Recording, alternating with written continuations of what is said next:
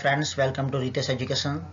तो आज मैं एनसीईआरटी क्लास 9 साइंस में chapter 9 force and law of motion इसकी एक्सरसाइज के न्यूमेरिकल्स सॉल्व करेंगे।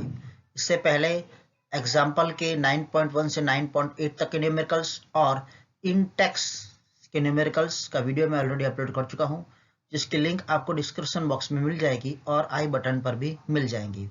और क्लास 9 के दूसरे भी चैप्टर के न्यूमेरिकल्स आपको मेरे चैनल पर प्लेलिस्ट में मिल जाएंगे। तो चलो, a truck start from rest and roll down a hill with a constant acceleration. It travel a distance of 400 meter in 20 seconds. Find its acceleration. Find the force acting on it if its mass is 7 ton. 1 ton is equal to 1000 kg. देखो यहाँ पर एक truck जो है वो rest position में है, यानी और रोल डाउन कर रहा है। यो ट्रैवल जो है 400 मीटर जो है कवर करता है। ये रेस्ट पोजीशन में, यानी यू हमारा क्या रहेगा, 0 रहेगा।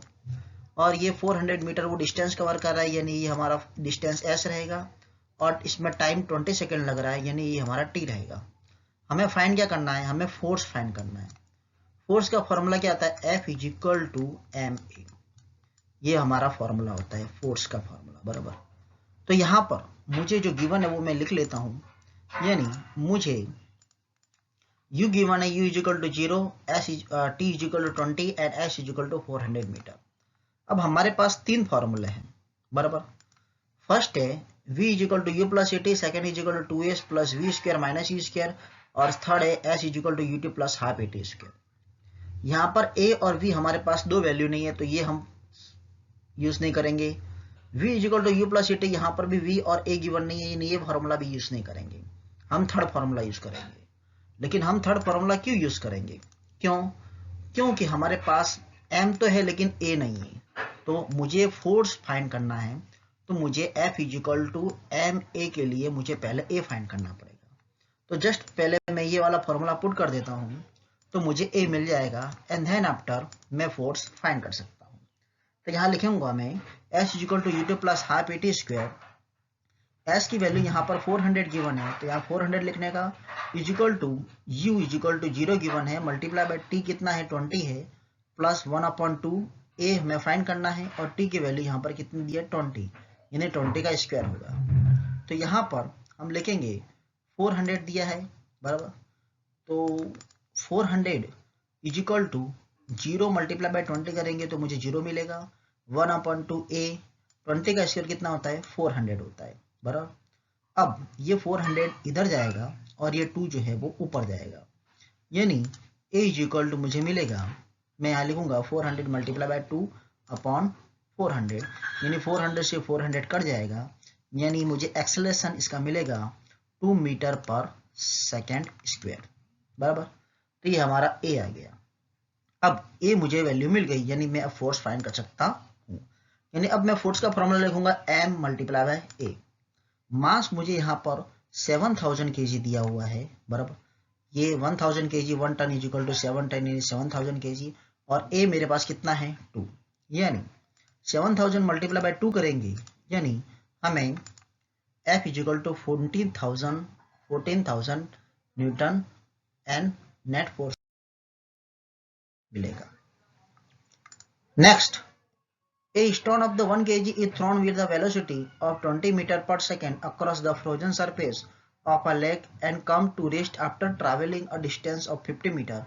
What is the force of friction between the stone and ice? यहाँ पर भी हमें फोर्स फाइंड करना है, यानी F is equal to M A. तो मुझे यहाँ पर क्या दिया है, यहाँ पर मुझे U दिया है 20 मीटर पर सेकेंड, बराबर।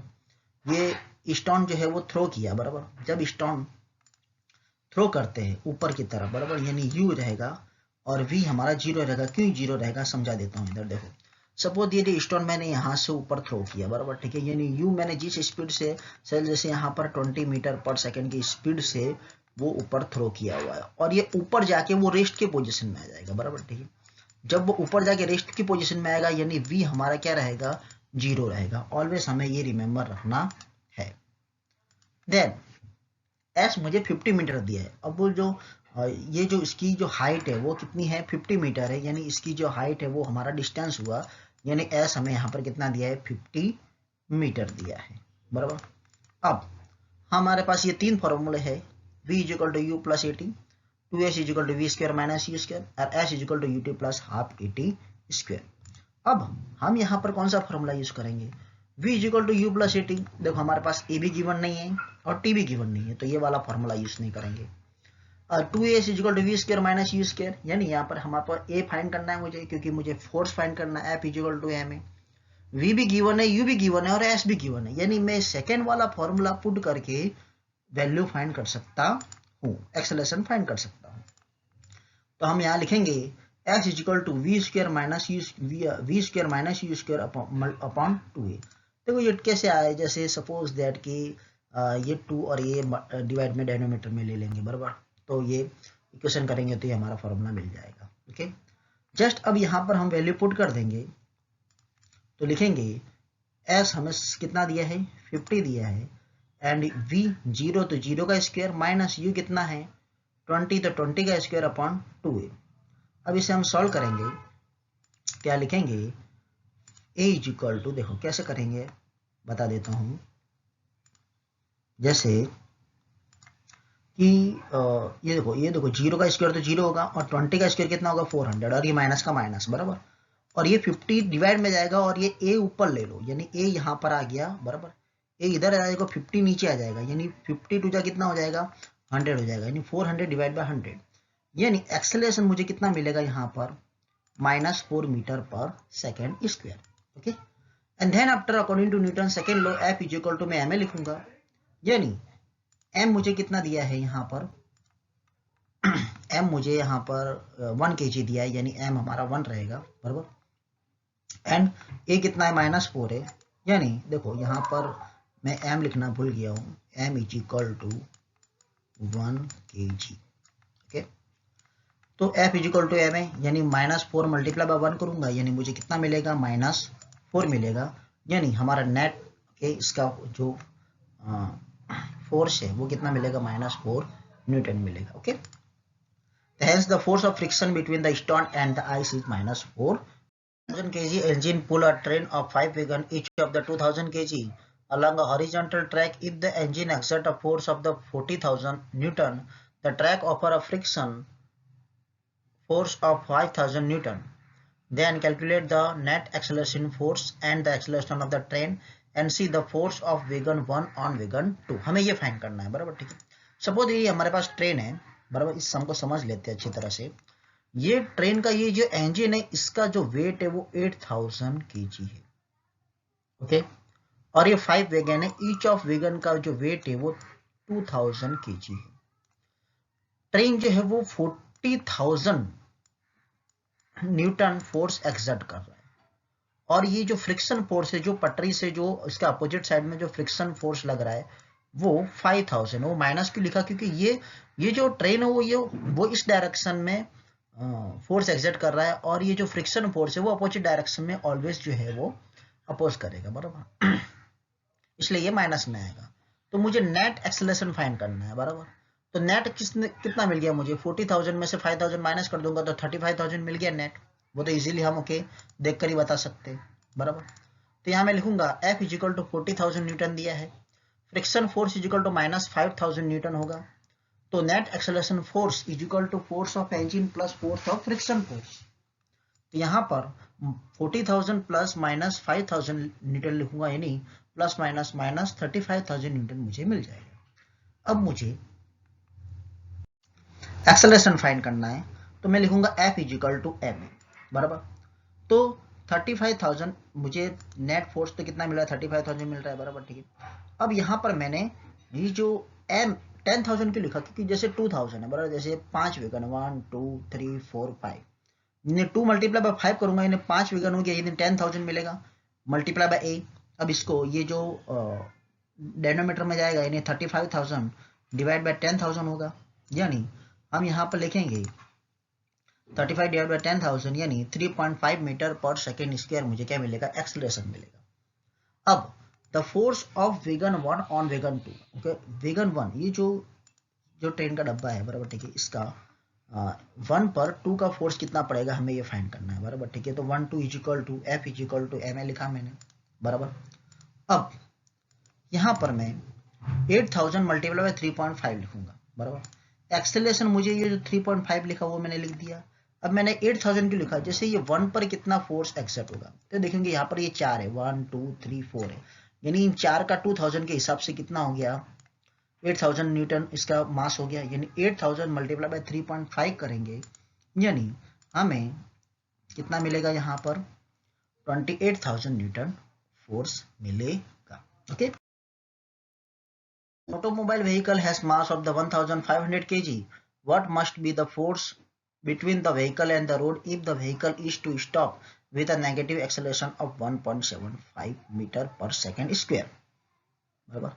अब यहाँ पर मुझे ऐसा दिया है कि जो व्हीकल का वेट है वो मुझे 1500 दिया है, यानी ये मुझे क्या दिया है, m दिया है, मास। ओके, और ये मुझे a दिया है, लेकिन a कैसा है, नेगेटिव है, यानी -1.7। बराबर। और मुझे क्या फाइंड करना है, फोर्स फाइंड करना है, कितना फोर्स एक्सर्ट होगा। बराबर। यानी हमारा फॉर्मूला क्या आता है, F इजिकल टू एम है। पहले मैं लिख लूंगा वैल्यू कौन सी है, M is equal to 1500 kg, A is equal to -1.7 metre per second square, F is equal to M है फॉर्मूला, तो 1500 मल्टीप्लाई बाय -1.7 यानी 2550 इजिकल टू न्यूटन मुझे मिलेगा। Okay, next sum, two objects each of mass 1.5 kg are moving in the same straight line but opposite direction. The velocity of each object is 2.5 meter per second before the collision, during which they stick together. What will be the velocity of combined object after collision? जैसे यहाँ पर मुझे दो object दिए हैं, बराबर, ठीक है। अब ये जो दोनों ऑब्जेक्ट दिए हैं, बराबर, ये क्या बोल रहा है, each of the mass 1.5 kg, यानी दोनों ऑब्जेक्ट का मास m1 और m2 मुझे 1.5 kg ही दिया है। Okay, and then u1 each of the velocity of each object, दोनों ऑब्जेक्ट की वेलोसिटी हमें 2.5 दी है। यानी अगर मान लो ये दोनों ऑब्जेक्ट है, बराबर, दोनों अलग अलग डायरेक्शन में, तो एक प्लस ले लिया तो दूसरा माइनस में लेना पड़ेगा, यानी ये 2.5 मीटर पर सेकेंड आएगा, तो ये -2.5 मीटर पर सेकेंड आएगा। बराबर। और फिर दोनों टकरा जाते हैं, दोनों टकराने के बाद जो है वो एक ही डायरेक्शन में जाएंगे, यानी v1 इजिकल टू bv होगा और v2 इजिकल भी हमारा v होगा। जब दो ऑब्जेक्ट हो तो हम कौन सा फॉर्मूला यूज करेंगे, by law of conservation of momentum. इसका फॉर्मूला आता है m1u1 plus m2u2 equal to m1v1 plus m2v2। Just हम यहाँ पर वैल्यू पुट कर देंगे, जैसे m1 की वैल्यू मुझे 1.5 दिए तो 1.5 रखा, u1 की वैल्यू मुझे 2.5 दिए तो 2.5 रखा, प्लस तो प्लस, m2 की वैल्यू 1.5 तो 1.5 लिखो, u2 की वैल्यू -2.5 तो -2.5 लिखो, इजिकल टू m1 की वैल्यू 1.5 तो 1.5 लिखो, v1 is equal to v and m2 1.5 तो 1.5 और v1 इजिकल टू v। अब जस्ट हम इसे सॉल्व कर देंगे, तो यहाँ पर 1.5 मल्टीप्लाई बाय 2.5 करोगे तो कितना मिलेगा, 3.75 मिलेगा। बराबर। और यहाँ पर भी 15 मल्टीप्लाई 2.5 यानी 1.5 मल्टीप्लाई बाय 2.5 करोगे तो 3.75 मिलेगा, प्लस माइनस माइनस होगा, 1.5 यानी 3v हो जाएगा, 3.75 में से 3.75 जो है वो माइनस करेंगे तो 0 मिलेगा, 0 इजिकल टू 3v यानी v हमारा 0 मीटर पर सेकेंड रहेगा। क्यों 0 आया, क्योंकि इनका मास जो है वो सेम है। बराबर, यानी फोर्स दोनों सेम। ओके, इसी मतलब दोनों जो है वो अपोजिट डायरेक्शन में जाएंगे, बराबर, तो टकराएंगे, तो मास सेम होने के कारण इनका जो फाइनल वेलोसिटी रहेगी वो भी कैसी रहेगी, 0 ही रहेगी। Okay, the velocity of the combined object after collision is 0 metre per second. I hope आपको मेरा वीडियो पसंद आया होगा। अगर पसंद आया तो प्लीज लाइक एंड सब्सक्राइब जरूर कीजिएगा और अपने दोस्तों को भी शेयर कीजिएगा। Thank you for watching video.